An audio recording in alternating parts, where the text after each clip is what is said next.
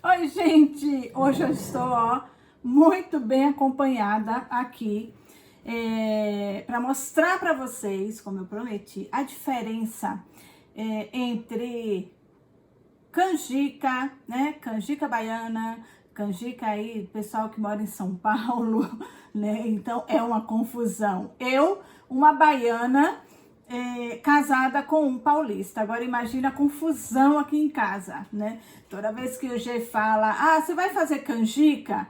Eu pergunto para ele, canjica ou mungunzá? Né? Não sei, né? Se ele tá falando na linguagem dele ou na minha. Então eu trouxe aqui para vocês, pra gente falar um pouquinho hoje sobre as diferenças, tá? E vocês entenderem aí, né? É o regionalismo, né? Cada região aí do Brasil, né, tem os termos que são muito específicos, né, de cada lugar, tá? E aí, né, em relação à canjica, realmente é bem confuso, porque acho que no Rio de Janeiro também é bem parecido com, pelo menos alguns termos que eu vejo no Rio de Janeiro, é muito parecido com o que é usado na Bahia, né? Então, olha só, vou apresentar, né, esses 3 pratos aqui típicos da culinária baiana, tá? Então, aqui a gente tem a canjica, olha só, canjica, o curau, e aqui a gente tem o mungunzá, né? Então, é bem diferente do pessoal de São Paulo. Então, quando o pessoal de São Paulo fala canjica, né, na verdade está se referindo ao mungunzá. Olha só, né, que é esse aqui. Gente, ele tá morninho ainda. Eu acabei de fazer aí para mostrar para vocês, tá? Então, esse é o mungunzá, que é a canjica aí de vocês que moram em São Paulo, em alguns estados aí que chamam, né, de canjica, tá? Então, esse aqui é a canjica. E para vocês, aqui, né, é o curau, né? Que pra gente, na Bahia, e isso eu falo, o termo raiz, tá? Que é, quando a gente, tem diferença entre canjica na Bahia, canjica, e curau, né? Na verdade, o termo, né, é raiz mesmo. Hoje em dia as pessoas confundem, né, chamam canjica de curau como se fosse a mesma coisa, mas antigamente é chamado de canjica quando ela é assim, de corte, tá? Então você corta, ó, né? Ela chega a ser, ela tem uma cremosidade, mas ela corta, tá? E o curau, na verdade, é a canjica cremosa. Então, quando a canjica ela é cremosa, na Bahia, né, é chamado de curau. Quando ela é de corte, ela é chamada de canjica, né? Hoje em dia, a gente vê muito na internet essa confusão. Então, as pessoas aí, os mais novos, né, chamam canjica de corte, entendeu? Canjica cremosa, mas há muitos anos atrás, né, na minha época de criança, né, o que realmente fazia diferença era isso. Quando era de corte, chamava canjica, quando era cremosa, chamava curau, tá? E aqui é o nosso mungunzá, né?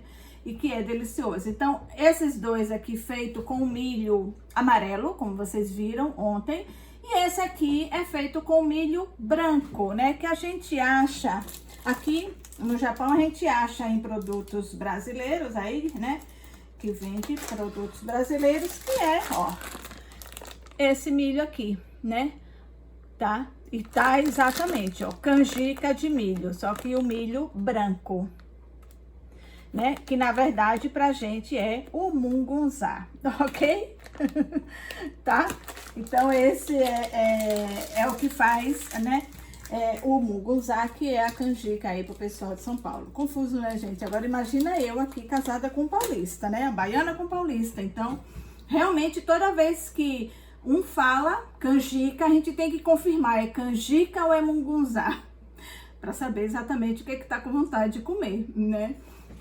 Então, olha só, o curau, ele também tá quentinho, né? Eu acabei de né? Tem pouco tempo que eu tirei do fogo, tá?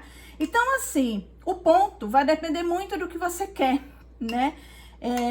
Então, eu gosto ele cremoso assim, mas não tão mole, nem tão firme, tá? Ok? Então, ele é para se comer de colher. E, né, aí, esse ponto aqui, ele vai um pouco mais de líquido, né, do que a canjica. Aí, agora, vamos lá, né, para as diferenças do milho aqui no Japão. Como é que a gente consegue, por exemplo, fazer... Muita gente fala, ai, não consigo. E você, se você for ver...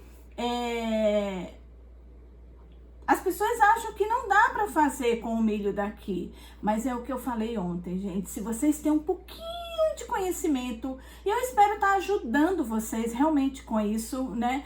Porque eu realmente estudo, eu pesquiso, faz parte do meu trabalho, né? Isso é uma coisa que eu gosto muito, né? Então, quando a gente entende um pouquinho aí, a gente consegue adaptar a receita, olha só, né? Feita aqui com o milho do Japão, né? Aquele milho que a gente falou ontem, que tem menos amido, que é mais doce. Então, se eu já sei disso, o que eu tenho que fazer? Eu tenho que diminuir o açúcar.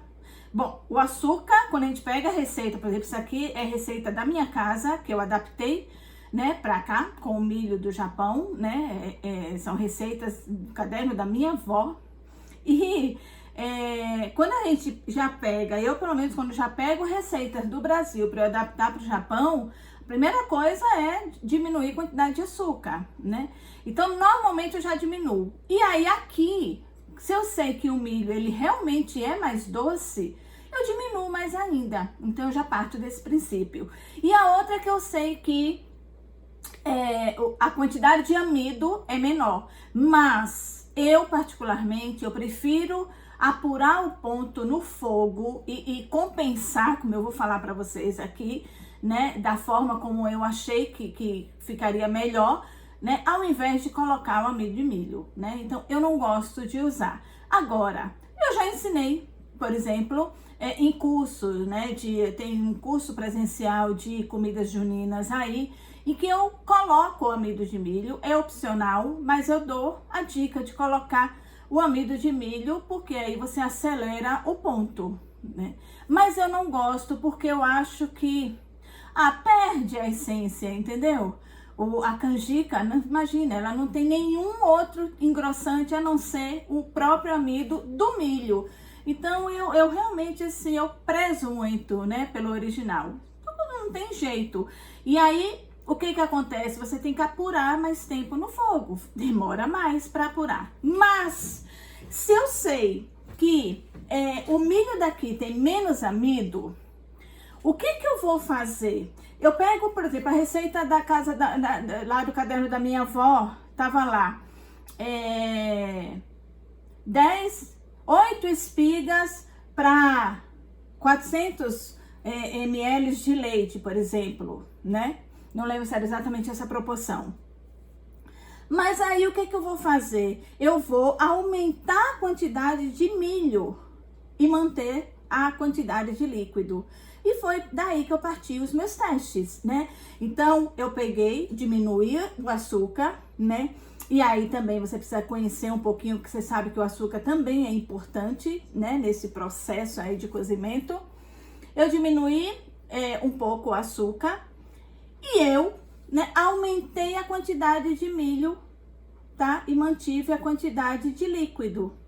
Por quê? Porque eu aumentando a quantidade de milho, eu sei que o milho daqui tem menos amido, então eu vou compensar como? Não colocando amido de milho constante na minha receita, aumentando a proporção aí de milho verde, né, na receita. E aí foi isso que eu fiz e cheguei aí. E aí você consegue. Agora, aqui, para você conseguir esse ponto, isso aqui é bem mais rápido, né? Mas para você conseguir esse ponto, né, é aqui na panela, mexendo. E tem que mexer sem parar, porque senão ele gruda.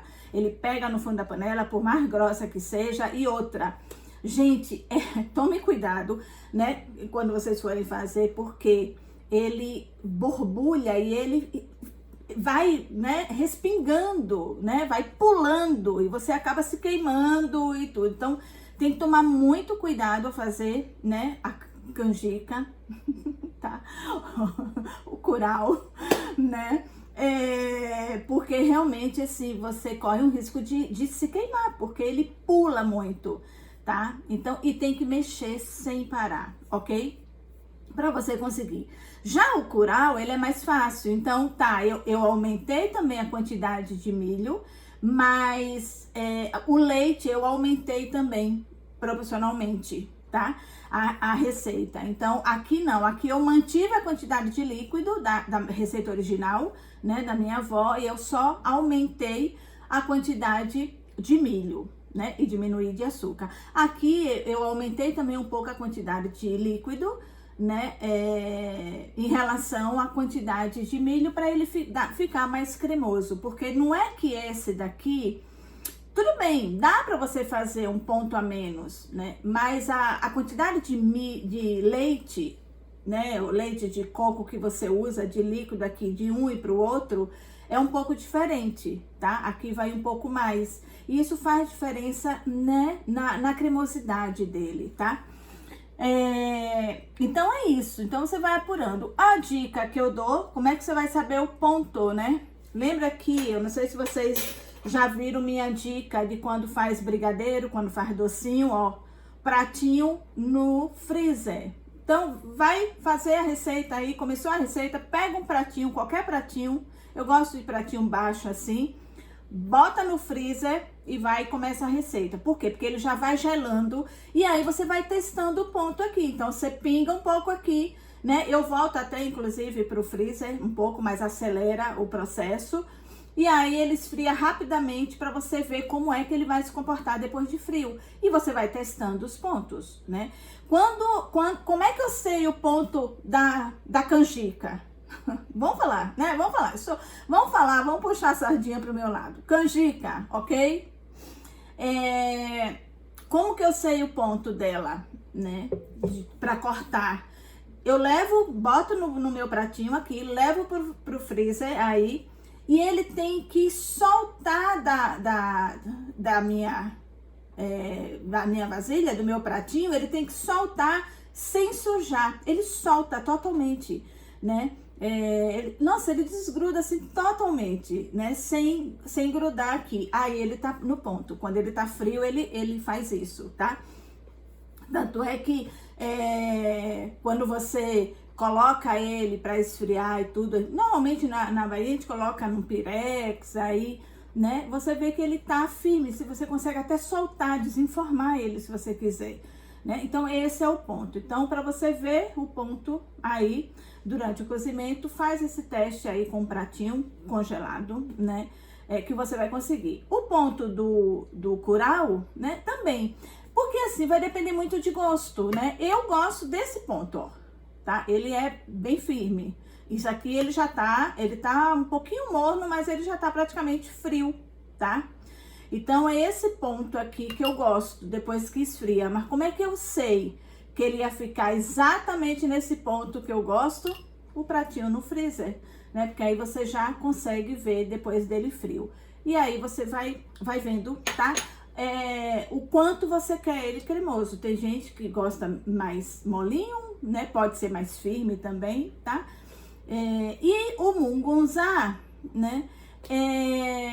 O ponto também, você vai colocar aí para cozinhar. Agora, ele demora muito esse milho, né? Porque ele é seco, né? Então, ele demora muito, tá? Então, você vai... Dá para cozinhar na panela de pressão? Dá. Eu não gosto, sabe por quê? Porque ela entope. Normalmente, entope a panela de pressão e eu acho um saco. Pelo menos a minha, né? Entope. Então, eu não gosto muito de fazer na panela de pressão, a não ser que eu sempre faço pouquinho aqui, porque só eu e meu marido, né, comemos. Então, eu sempre faço pouquinho só pra gente, e nós dois, né, mas quando vai fazer quantidade grande, aí o ideal é ir pra panela de pressão, né.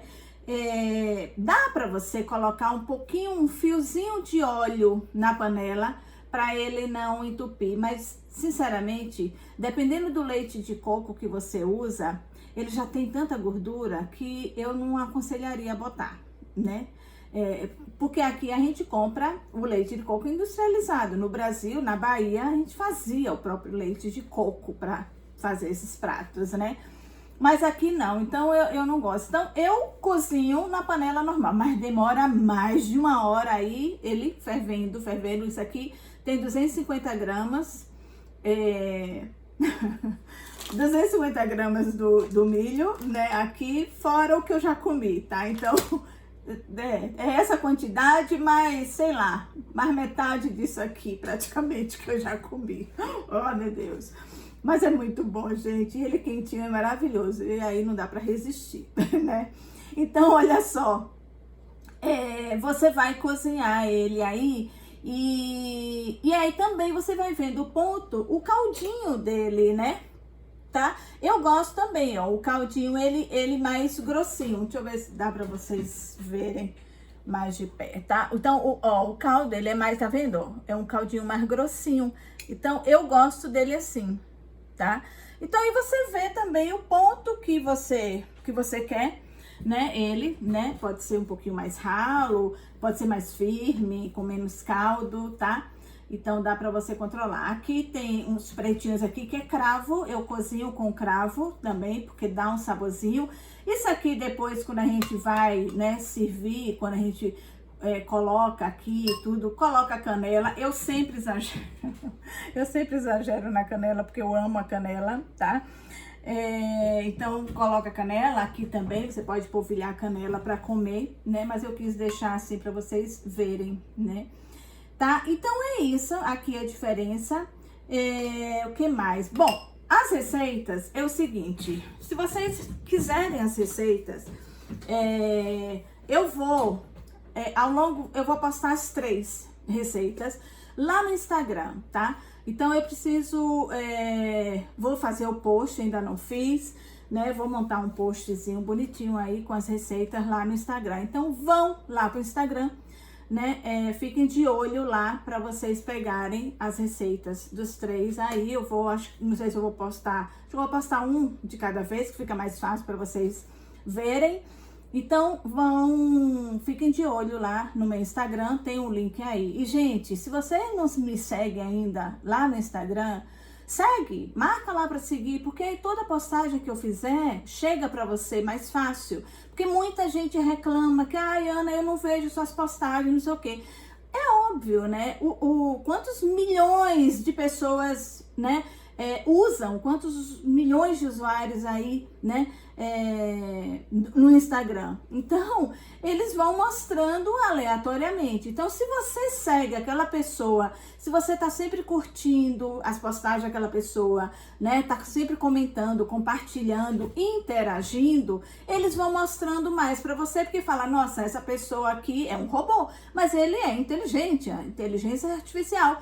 Essa pessoa aqui, ela gosta, né, desse perfil, então eu vou mostrar mais desse perfil para ela e tudo. Mas você precisa seguir, precisa interagir com as minhas postagens para o robô, né, entender que você gosta, né, do meu conteúdo. Se não gosta, tudo bem, mas se gosta, né, sigam lá, é importante. E outra coisa, as pessoas sempre me cobram, Ana, você sempre fala link na bio, e eu fico boiando, não sei o que é bio, não sei onde é bio, e, né, não acho o link, né, coloca de uma forma mais fácil, não tem como, gente, no Instagram, né, por quê? Porque para você colocar o link que você, né, não sei se que ele arrasta para cima, né, que todo mundo fica doido para ter, se arrasta para cima nos stories, porque você coloca o link lá direto, você só arrasta o dedinho e já cai lá, clica lá e já vai para a página ou para o lugar que tá direcionando, né? Só que para isso tem que ter no mínimo 10 mil seguidores. E eu, Ana, como eu não ligo para essas coisas, eu realmente não ligo para a quantidade de seguidores que eu tenho. Para mim não é isso que importa. Importa, né, são as pessoas que realmente gostam do meu trabalho e estão ali para me acompanhar, né? E para mim tem que ser uma coisa natural, né? Essa coisa de ficar pedindo, implorando para seguir, fazendo sorteio para seguir. Ai, quando chegar a não sei quantos mil comentários eu dou tal conteúdo. Eu não gosto desse tipo de coisa. Ou, né, quando chegar a não sei quantos mil seguidores, aí eu dou tal conteúdo. Eu não gosto desse tipo de coisa. Para mim é chantagemzinha que não me agrada, né? Quer dar, dá, entendeu? Então não me agrada. Mas, para facilitar para vocês, me ajuda então a chegar nesses benditos 10 mil. Eu tenho 3 mil e pouco, né? Ainda falta um pouquinho. Mas se vocês me ajudarem, né? E como é que vocês podem me ajudar? Compartilhando, né? Indicando o perfil para pessoas, amigos que você conhece, que acha que vai se interessar. Também eu não quero qualquer pessoa só para ter os 10 mil. Eu quero pessoas realmente que gostem do meu conteúdo, né? Que o meu conteúdo ajude de alguma forma, que tenha algum interesse. Então, se para vocês é importante essa facilidade, né? Para mim também facilitaria, né? Para vocês, né? Para eu ajudar mais vocês, né? Então, me ajudem a chegar nesses benditos 10 mil aí, né? Compartilhando, indicando o perfil, curtindo. Tem muita gente que me acompanha, né, há anos, mas não me segue lá no Instagram, não me segue nas redes sociais, né? Fica oculto. Então, sigam, porque aí vocês me ajudam a ajudar vocês, né? Aí, claro que vai facilitar para vocês, é óbvio, né? Eu já coloco o link lá direto e vocês já vão direto para onde eu quiser direcionar para vocês pegarem aí o que for de receitas, tá? Então é isso. Então, se vocês puderem, né, e tiverem interesse realmente, né, em ter essa facilidade aí, me ajudem a ajudar vocês, tá bom? Então é isso, né? A mesma coisa aqui do YouTube. Se você ainda não segue, né, não é inscrito no canal, a gente, né, você vê todo mundo pede, né, se inscreve tudo. Mas por quê? Exatamente por isso. Se você se inscreve e você coloca lá, tem um tal do sininho lá, que você clica nesse sininho, o YouTube, toda vez que eu colocar um vídeo novo, o YouTube vai te avisar, você recebe essa notificação de que tem um vídeo novo meu, né? E aí você fica por dentro de tudo, não perde, né? Se você gosta, né, de acompanhar. Então, por isso que é importante, né? E quanto mais vocês curtem aí também no YouTube, seja no Facebook, no Instagram, compartilham, comentam, quanto mais interação tem, né, eles vão mostrando mais coisas minhas para vocês, tá? Então, fica aí, né, o meu pedido, né, se vocês realmente querem, né, continuar também. E outra, como eu falei, isso me estimula também, me dá um ânimo quando eu vejo os comentários lá, né, quando eu vejo vocês perguntando, vocês, né, com dúvidas e mandando, né, mensagens e comentando, né, e eu vendo que vocês estão gostando. Gente, vocês não têm ideia como isso me motiva a fazer cada vez mais, né? Essa semana eu encontrei, né, uma pessoa que mora aqui em Itsu, na minha cidade, eu não conhecia, né, e ela deve estar assistindo e deve saber, né, que é ela, né, a gente se encontrou no supermercado, né, no Oqua, e aí ela falou, né, que ela me acompanha e tudo, e que ela pediu para mim, não desista, não deixa nunca de fazer isso, né, porque tem ajudado bastante.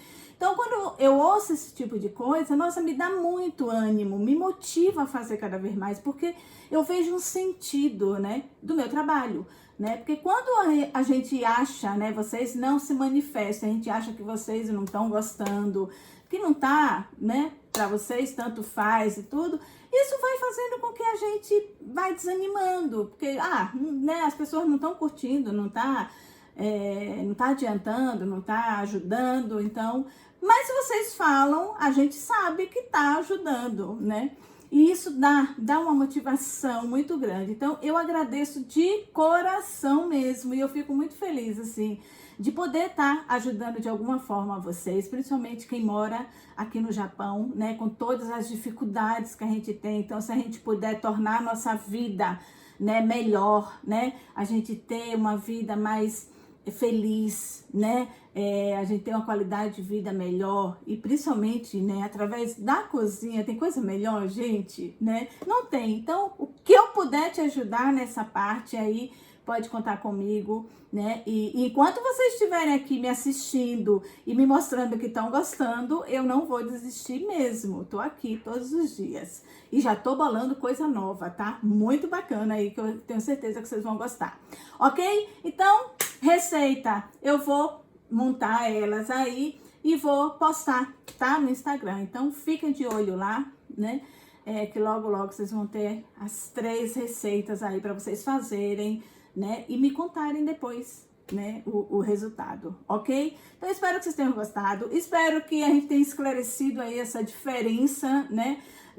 De canjica, curau, mungunzá, né? Mas, no fundo, né? No final das contas, tudo...